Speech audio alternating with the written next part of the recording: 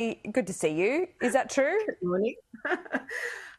Look, good morning, Laura. Every election, the Labor Party seems to drag that line out and throw it at me every single time. Honestly, I have, first of all, been expelled, kicked out from the Liberal Party.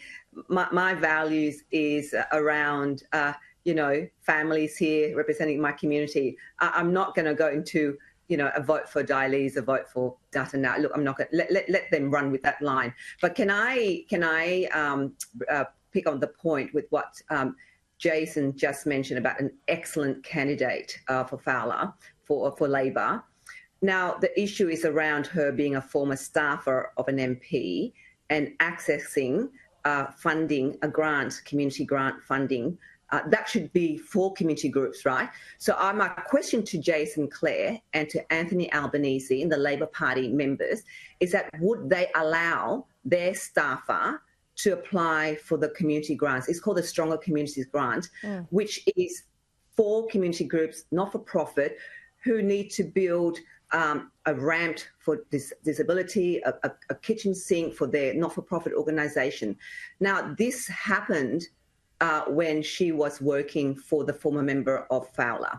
Now, was she inexperienced and did not know that she should not be applying? Secondly, why didn't she declare her conflict of interest? None of my staffer would be allowed to apply for any of the grants that belong to the community. The communities need it more than people who are employed by the Commonwealth. So that is the question that I put to Jason Clare. So it's not about throwing dirt. It's currently being investigated by NACC. So the national, and that which was set up and supported by Labor. So I'm not going to go into what's being investigated by this candidate. So if he's actually talking about other candidates being disendorsed, well, my question to the Labor Party is that would they endorse somebody who's actually being currently investigated by NACC? And does it show her inexperience in applying for a grant?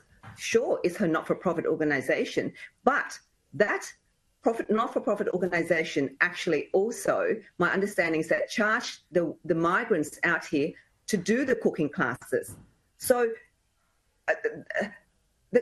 before the Labor Party saying it's being throwing dirt, it's not. This is about questioning the integrity, transparency and honesty of that candidate. So they will be throwing dirt at me, no doubt, the Labor Party. But the question here is the integrity process of the grants, the community grants application. I asked that question actually in Parliament to the Prime Minister, who didn't answer the question. Why was that? Why was a staffer under the previous MP applying for the community's grant? They didn't answer the question. And guess what? They cut that the grant for a year because they didn't want me to delve into that whole issue. Of course, they reinstated last year. But people have to understand this community grant. If you're not an MP, you will not understand the importance of these grants to the communities. Yeah, that's really interesting. Okay, so seems like things are certainly heating up in the battle for Fowler at this election.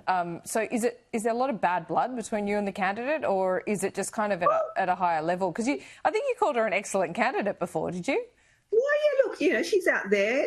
I really, obviously we know that, she's just given birth and is out there campaigning. I really,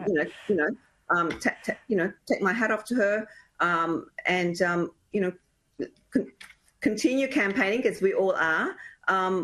We all have to fight for our community. I'm not going to take anything for granted here. Yeah, okay. I just wanted to ask you one final question today in particular, because I was on Paul Murray last night and debating with Chris Kenny about this, and he thinks that the coalition isn't talking enough about an issue that is really resonating with Australia, and that is limiting immigration. How concerned is your community about immigration, the level of it, and how that is affecting housing affordability? Look, the majority of people who talk to me about it's about cost of living, it's about the energy bills. So energy bills, insurance, rent and grocery prices, that's in my community. I don't know what's like in other electorates if they've got other concerns. But of course, immigration does impact on housing availability and affordability. That's an issue, but it's not at the top.